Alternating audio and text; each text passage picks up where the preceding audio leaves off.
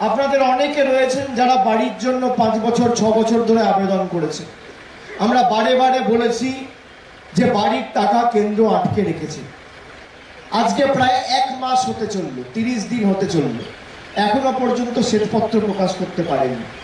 2017-18-তে যে বাড়ির সমীক্ষা হয়েছিল, আবাসের সমীক্ষা, সেই সমীক্ষার টাকা এখনো কেন্দ্র সরকার আটকে রেখেছে।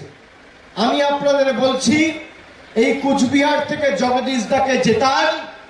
যারা যারা বাড়ির জন্য আবেদন করেছিলেন, কারোর কাছে হাত পাততে হবে না। 31শে ডিসেম্বর এই বছরের মধ্যে বাড়ির প্রথম ইনস্টলমেন্টের টাকা সরাসরি আপনার ব্যাংক অ্যাকাউন্টে চলে যাবে। এটা দিদির গ্যারেন্টি, এটা আমাদের গ্যারেন্টি।